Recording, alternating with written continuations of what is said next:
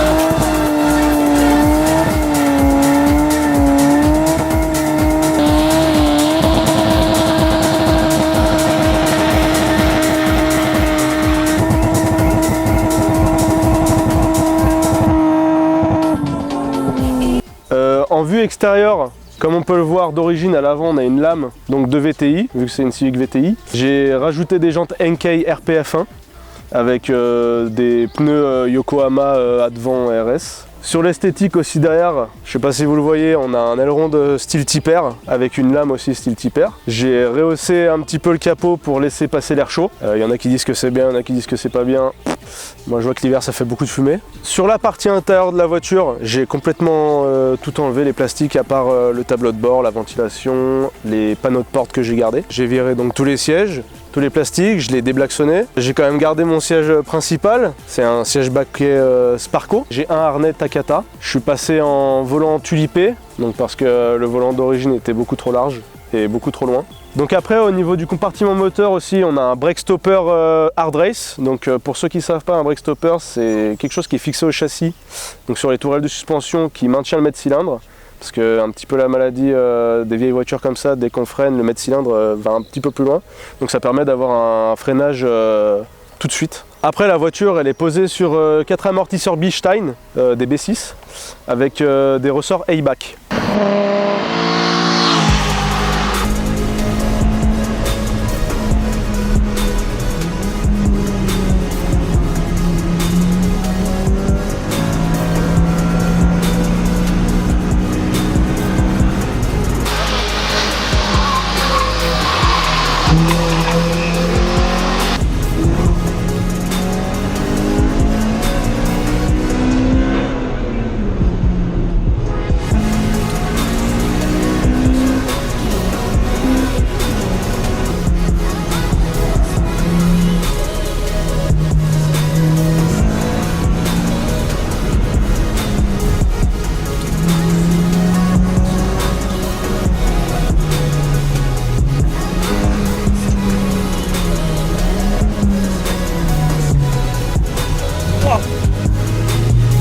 Ah, je vais parler des cardans.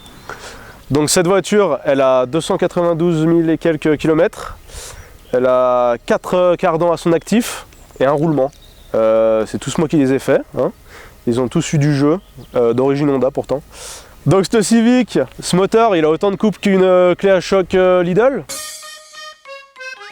Donc cette voiture, je l'ai achetée complètement d'origine, mis à part les amortisseurs, donc elle était un peu rabaissée comme ça. Je m'en sers principalement pour le week-end, donc pour l'école, par là, peut-être la piste plus tard, on verra. Au tout début, la voiture, je l'utilisais en daily, parce que j'avais que ça. Donc d'origine, c'est pas mal, c'est plutôt confort, on va dire, plus maintenant. À côté de ça, maintenant, mon daily, c'est une Mazda MX-5 NB. Et aussi, en plus de la MX-5 et cette Civic, j'ai une Honda CRX ED9. Aujourd'hui, la EK remplace la CRX, vu qu'elle roule pas, car c'était ma caisse de week-end, la CRX. Et donc cette MX-5, moi personnellement j'aime pas trop, mis à part que c'est cabriolet, super. Je roule avec en daily parce que elle roule 100% éthanol. Voilà, un peu plus de coupe, mais un peu plus quoi. Elle en avait déjà pas de base. Donc c'est pas de base, mais un peu plus quoi. Ma toute première était donc le même modèle que celle-là, une Civic EJ9, donc 1,4 90 chevaux, qui aujourd'hui est saisie tout simplement, car on me l'a prise au run à l'époque. J'ai perdu donc la voiture, j'ai eu une suspension de permis de 2 mois, et puis suite à ça, j'ai eu 3 EJ9. Vu que c'est une voiture vidée, non, c'est minable ça, j'allais dire elle va vite. Donc comme toute japonaise qui se respecte, elle a de la rouille. Bon ça va, c'est que aux ailes arrière, il n'y a pas niveau châssis, il n'y a rien, donc il n'y a que les ailes. C'est déjà pas mal, mais je pense pas y traiter, parce que c'est pas une voiture pour faire du show car ou du parking, la voiture elle vit, là comme on peut le voir le capot, tu vois il est un peu terni. 2-3 pocs par-ci par-là, le vernis qui s'écaille, soit on s'en fout, elle fait son taf quoi. Donc sur cette voiture, au futur, je compte faire passer mon vitrage en macrolon, la délocalisation de la batterie, la mettre plus à l'arrière possible. Au moteur, je compte ajouter un carter cloisonné pour la sécurité. Après, niveau moteur, j'aimerais y ajouter des arbres à cam d'Integrate Hyper. Et après, au moteur aussi, j'ai ajouté un radiateur alu gros volume, donc un Mishimoto.